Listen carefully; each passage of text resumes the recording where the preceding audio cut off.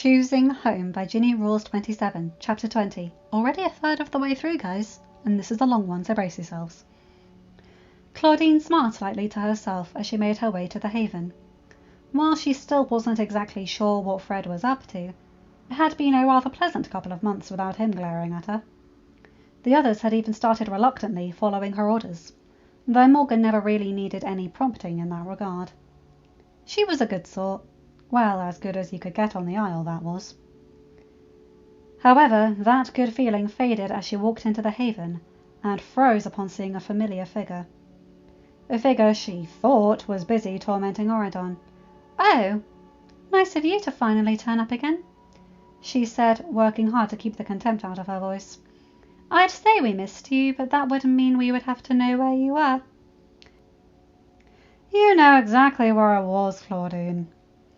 "Ah, right.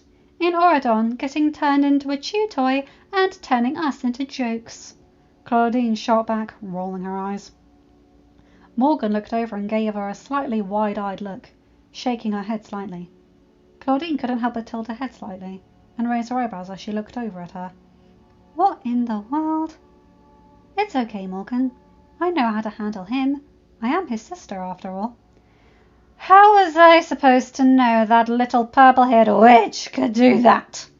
Freddy growled, bringing Claudine out of her thoughts. Maybe listen to the reports from Auradon? Apparently she did that at the coronation," Claudine scoffed. "Then again, you do seem to have a habit of rushing into things without having vital pieces of information." She made her way over to the fireplace to start desalting some water. It never came out perfectly, but it was the best option they had. Hades had the freshest water, but that was over in rat territory, and the casters had a way to dilute water, but Fred didn't trust Zevon not to poison him if they went to him for water. "What's that supposed to mean?" Freddy snapped. "I would have won against Mal if she hadn't pulled that little trick." "Whatever you say, Fred," Claudine muttered, rolling her eyes. "I see you're all still alive, at least," Freddy sniffed. "And still holding our spot as the second-ranked VK gang group on the Isle." "You're welcome." "Why would I thank you for doing what you're supposed to do?" Claudine rolled her eyes once more. "Maybe because if it wasn't for me, you wouldn't have a gang anymore," she thought, but kept quiet as she tipped the fresh water into a bottle. Fred was clearly in a mood, and honestly she didn't want him asking about any progress she had made on his assignment while he was gone. Better keep quiet then. "While we're on the subject of me being away, I will tell you all that the Angels will be increased by 1 member," Freddy said with a smirk. "Wait, what?" Claudine asked as she looked over at him. "How do you get a new member for the Angels? Don't tell me you managed to convince another rat to join us." "The rats over in Auradon would rather be boiled in oil than join the Angels." "Wait, you got someone from Auradon to join us?" "As a matter of fact, yes, I did," Freddy said with a smirk. "Who? No one in Auradon's going to willingly come to the Isle," Claudine stated, crossing her arms over her chest. "What in the world is going on here? What did Fred do?" Claudine thought as her brother continued to smirk. "It's someone who I think will fit in very well," Freddy told her. "God, don't tell me you had a fling over there!" Shayla and Lachlan's eyes widened, the other members of the gang having walked into the room upon hearing the argument. "You can find out when they get here," Fred told her, the smirk still on his face. Claudine sighed. "I'll take that as a yes," she said as she went to check the food supply. "You know we'll have to train them up, right? Especially against the rats and the casters." "Of course," Freddy scoffed. "I'm not an idiot." "Just checking. You've been gone a while," Claudine stated, shrugging as though it was rather tense. Why are they not here now?" Morgan asked. "You're back. Why not send the two of you together if there's someone over there who truly deserves the Isle?" "Let's just say she has to get some testing done," Freddy told her, the smirk seemingly a permanent fixture. She'll be here in 3 months. Or 9 months, depending on the results of the test. Rather interesting what you can learn over in Borodon, isn't it? Claudine froze. You actually did it. You got someone pregnant, she whispered. She shook her head as she turned to face Fred. Oh, good God, I knew it! I knew this day would come. The only good thing is people over in Borodon probably won't let a baby come to the Isle. No one deserves this place, let alone an infant. You really think Borodon will separate a child from its parents? Freddy asked. When that parent's you? Yes, Claudine thought. If they knew what was good for the child, they'll keep the kid there. Oh God, does Henry know? If he doesn't, he should. Where are you going? Freddy asked, raising an eyebrow as she headed for the door. Food run, Claudine muttered as she continued to walk, and maybe a bit of scouting. If we're going to have another mouth to feed, we'll need more food spots. She left before she heard Freddy's response, opting to make her way to Dragon Hall first, and crashed right into Henry as he was closing the door to the bell tower. Whoa! You okay? Henry asked, leading her into the bell tower. Are you okay? Did that hurt? Do you know? Has Mel told you? Slow down, Henry said gently, wincing a little as he sat down.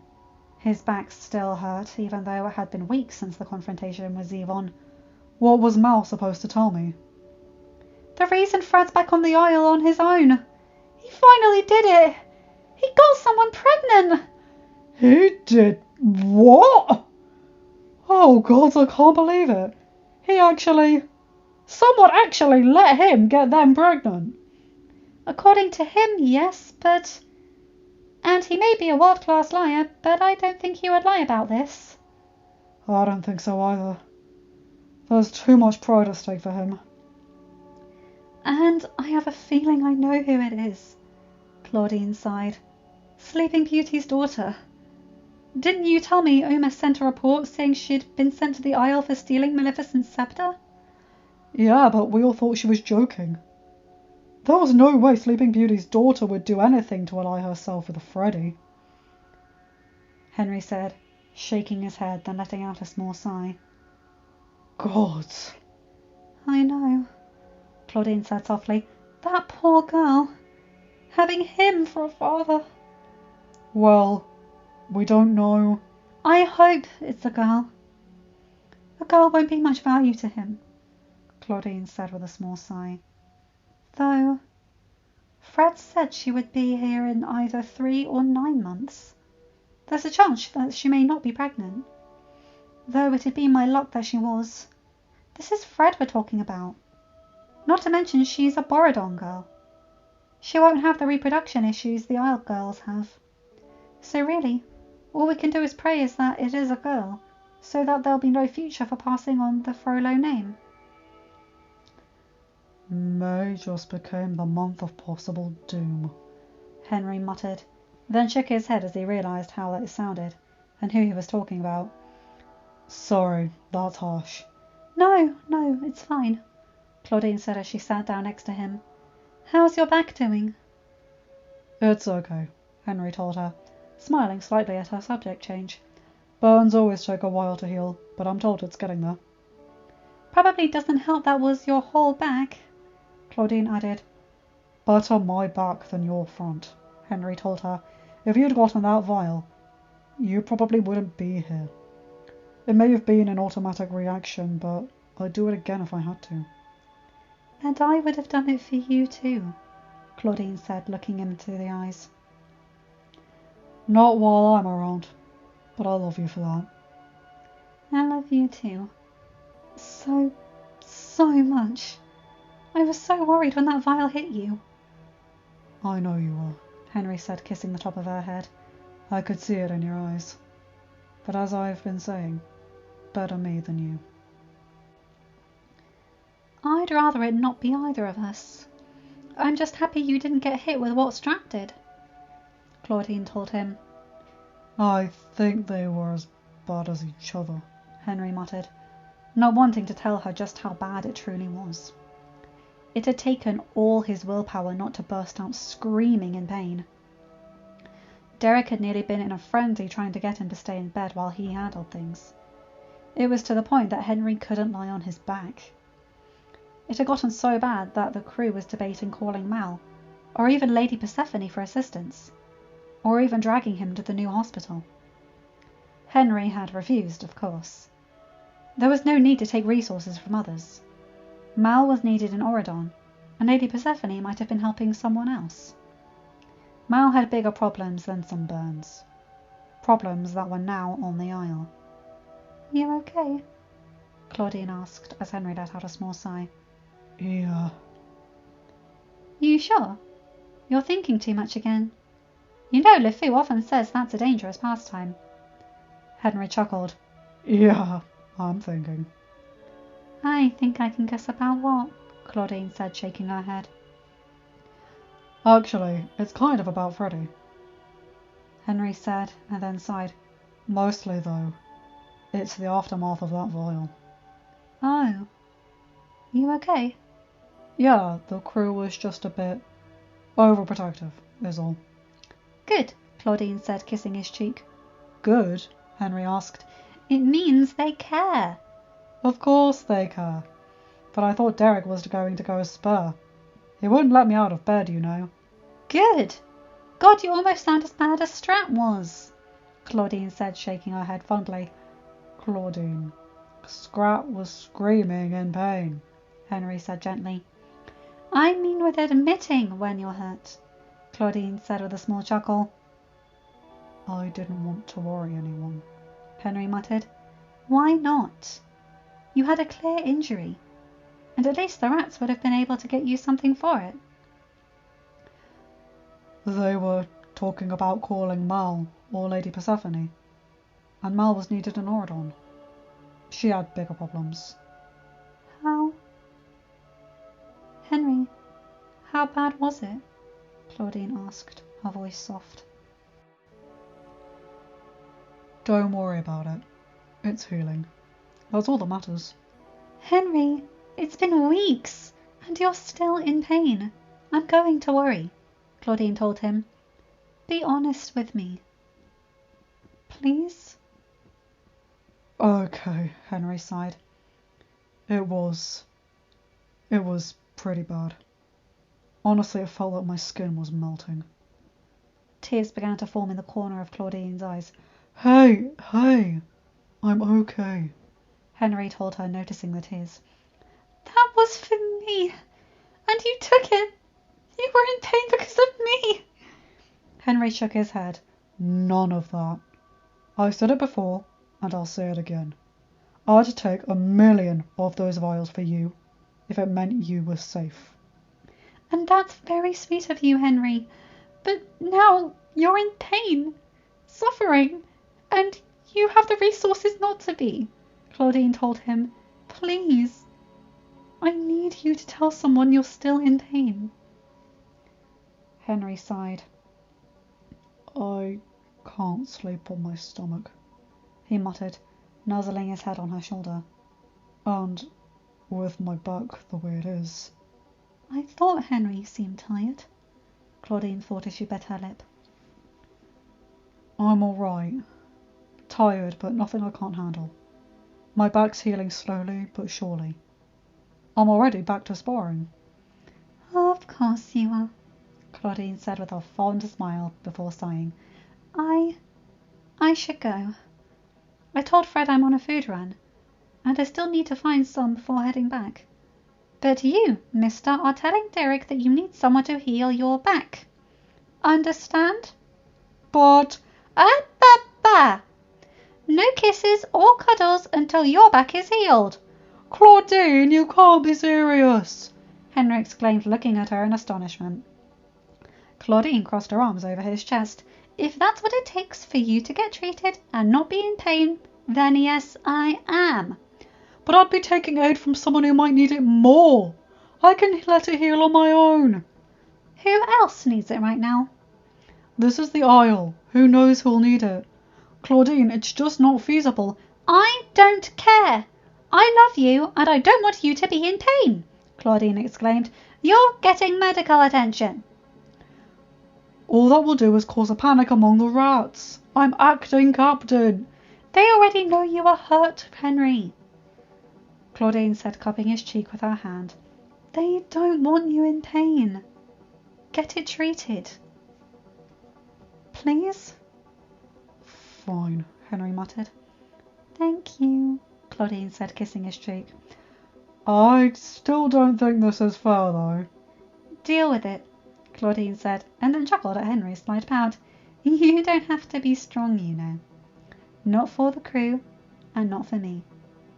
It's habit, Henry said, and kissed Claudine's cheek.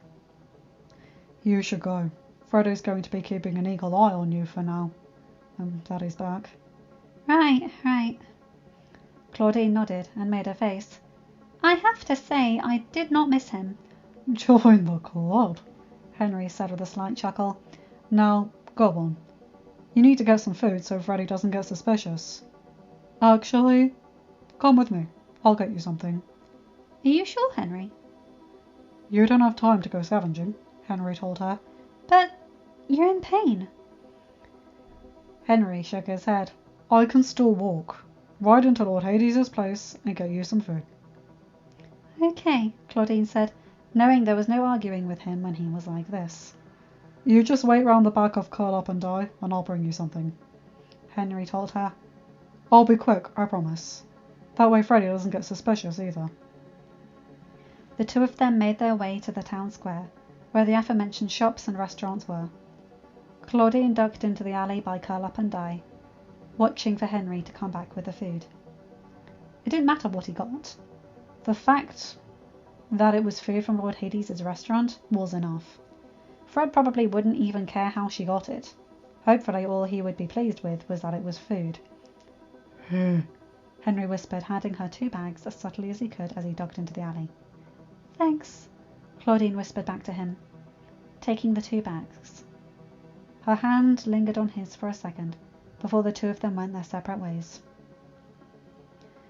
Claudine slipped back into the haven, the tattered bags on her shoulder. He chewing Strat out, Claudine muttered to Morgan as she took the bags off her shoulder and put the food in the stockpile. Yeah, it's his own fault though.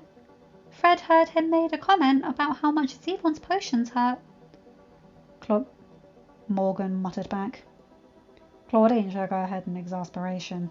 Strat knew better than to say something like that when Fred was in earshot. Let's just say Fred wanted to know exactly what he meant by that. Hence why he is being chewed out right now. How stupid do you have to be hit by a caster's potion? And then to be so weak as to scream in front of them, they heard Freddy exclaim. 1, I had planned to rush them before he had the chance to see me. And 2, I'd like to see you get hit with one of those things and not scream, Fred. Clearly you're not as good as you think you are at rushing your opponent, because he did see you, and we're not talking about me. We're talking about you and your weaknesses. Claudine shook her head and pulled out a dagger, throwing it at the wall next to Strat's head to get their attention. Enough! Both boys froze as they looked over at her. What in the world are you doing, Claudine? You know that could have hit me, Fred snapped, turning to glare at his sister. What, did you get a thirst for power while I was gone? I'm shutting this spat down before it gets out of hand, because I don't feel like getting stabbed again. I aimed for the wall, Fred. It wouldn't have hit either of you. You know that I have a better aim than that. Anyway, you weren't here, Fred. You don't get to give Strat grief over that potion hitting him.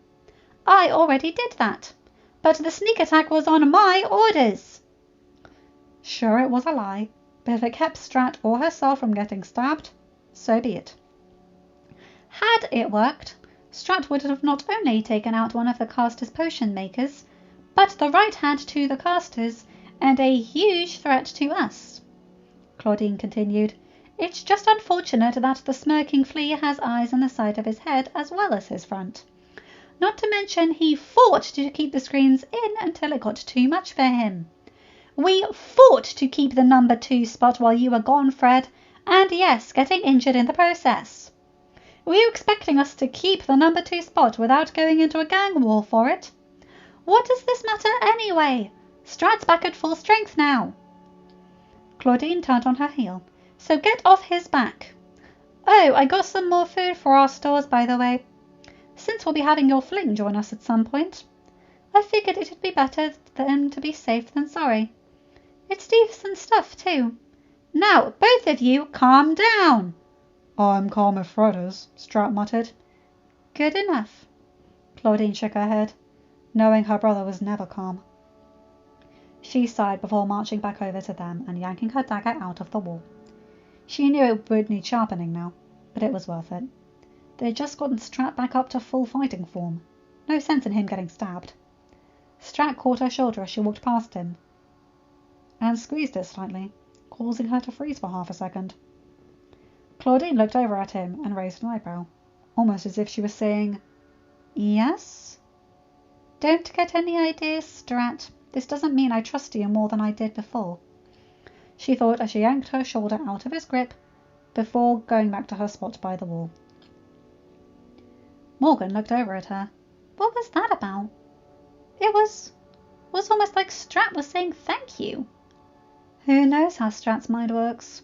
Claudine muttered back to her, both girls working to keep their voices low to avoid Freddy hearing them.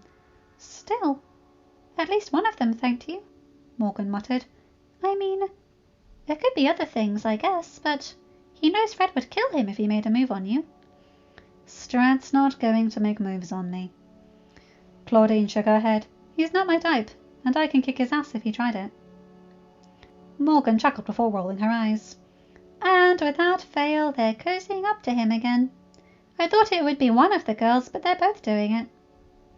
What do you expect? The whole world seems to revolve around him, Claudine said, her voice low as she narrowed her eyes slightly, in surprise as Fred didn't seem to be interested in the fawning. What in the world? Fred, you live for Shayla and Lachlan to almost killing each other for a chance to be with you. But you're just brushing them off now? Did you become a different person in Borodon? Judging by that fight with Strat, I doubt it. So what happened over there? She sighed and shook her head. Shayla and Lachlan wouldn't be happy about this, and normally that wouldn't bother her. Actually, that'd put a smirk on her face.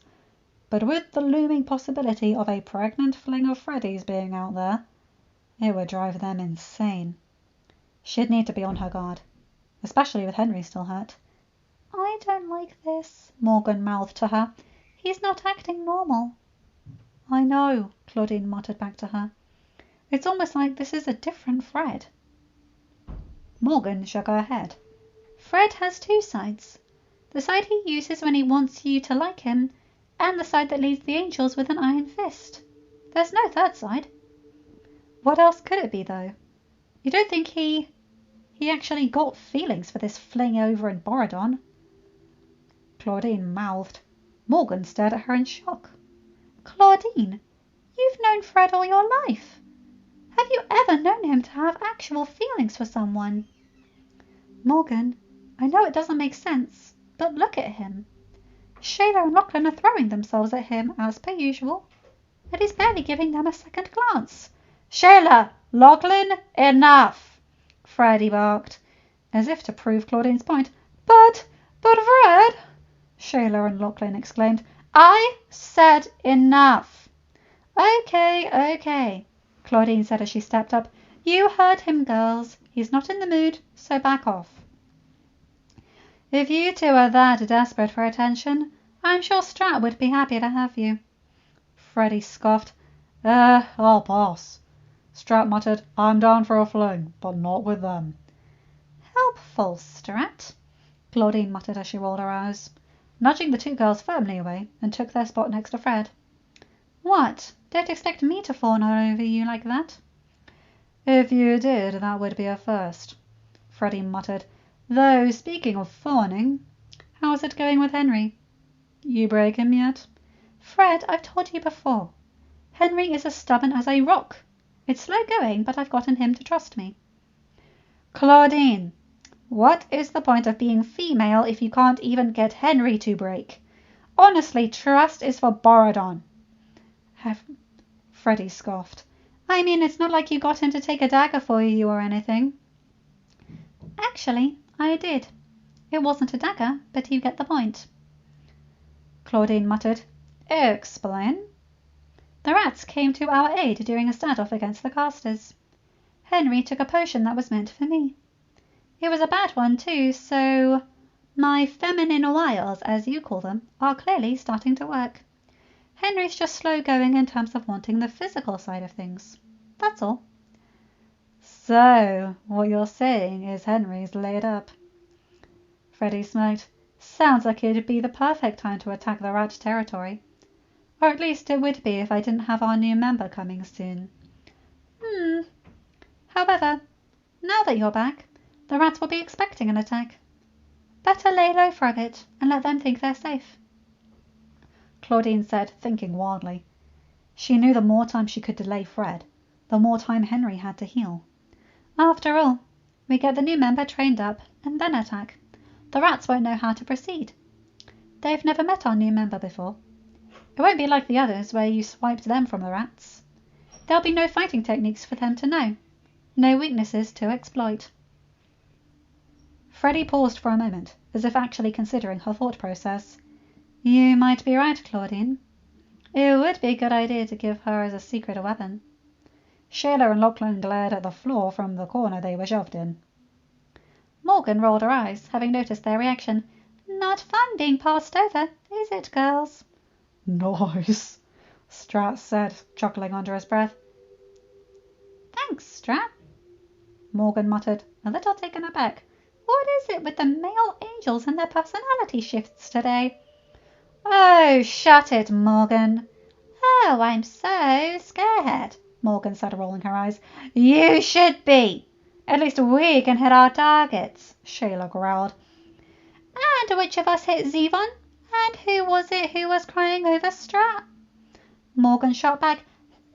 Let me think. Oh, right, it was me, which makes you the one crying over Strat, Shayla. I may be a joke, but you're not as high on the totem pole as you like to think. Shayla growled, but Lachlan held her back from attacking Morgan. Don't, she said. It'll upset Fred. I don't know what he's thinking right now, but let's give him a night on the Isle to remember how things are around here. Claudine's not in charge anymore.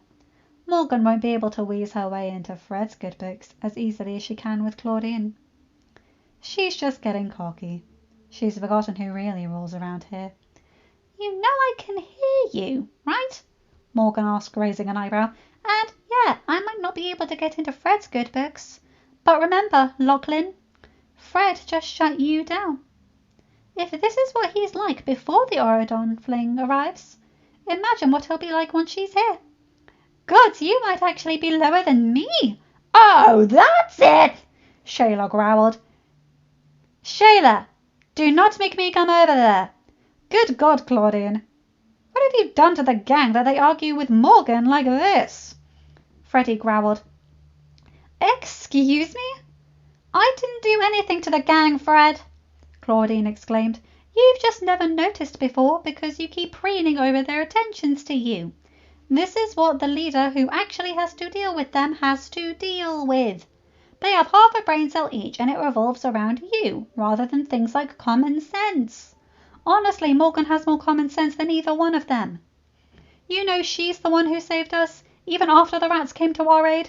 She hit Zevon in the shoulder with her dagger. If you ask me, Morgan's earned her right to taunt them a bit. Kill shot? Freddy asked Morgan. No, but it would have been painful. It was right up where the shoulder and collarbone join up. Morgan told him, stiffening slightly, as if bracing for an explosion. Not bad. Make it a kill shot next time. I'm tired of dealing with Zevon. Aren't we all? But if you want a kill shot on Zevon, Morgan's going to have to beat me to beat that 2-bit potion-throwing flea. Strat growled. I've gotten pretty good with my dagger, Strat. Morgan shrugged. Besides, if Zevon hits you again, it might very well just be me taking him down. You're no killer, Morgan, Claudine thought. But I know refusing to trash talk the possibility in front of Fred is probably the most dangerous thing one can do. Be careful. Freddy smirked slightly, looking over at Morgan thoughtfully. This is a new side of you, Morgan.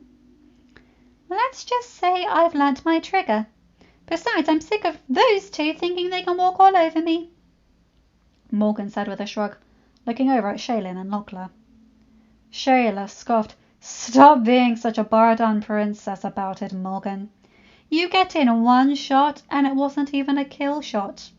You can trash talk when you've got a gut shot under your belt, and have made the rats scurry back to their ship with their tails between their legs. Keep talking like that, Shayla, and my first gut shot might be you. All right, enough, Claudine snapped, knowing that Shayla would dare Morgan to do just that. Shayla, go sharpen your daggers. Morgan, go practice your dagger throwing. Someplace that's not in the same room. Go! None of us are in the mood for this. Yes, Claudine, Morgan said softly, backing down and going to the third and final room the Haven had. Shayla glowered but stormed off to do just that, as she began sharpening their daggers over in the dining area. Claudine sighed and rolled her eyes. And this is what you missed when you were in Borodon. Welcome back, she muttered to Freddy. You've gone too soft on them. Freddy told her. Oh, well, I'm sorry. I didn't see you stepping in, Claudine shot back. It's how I had to handle it all the time when you were gone, and it worked. Freddy said. Maybe then I'll just need a new number 2, he thought. Someone who's much more ruthless than Claudine. Someone who's waiting to come to the Isle. End of chapter. Hi guys, hope you enjoyed that one. Oh boy, okay, so I really like the power play dynamics here. This is fascinating. Claudine needing to be the person that the angels listen to, and Fred seeing the side of Shayla and Lachlan that he normally ignored because they were too busy fawning over him. And that Morgan is basically Claudine's number 2. I like that idea. I tried to make her sound as young as possible, because I imagined her and Brooke being of similar ages. Maybe Morgan being a year or so older, but not by much. Tell me if I'm wrong in that, Ginny, but that's how I've interpreted it. Anyway, you guys know the drill. Like, comment, and subscribe, and hit that bell to get notified whenever I upload a new video. Have a good day, night, or whatever time zone you're in. Bye, my guys, girls, and non-binary pals. I'll see you in another video. Take care.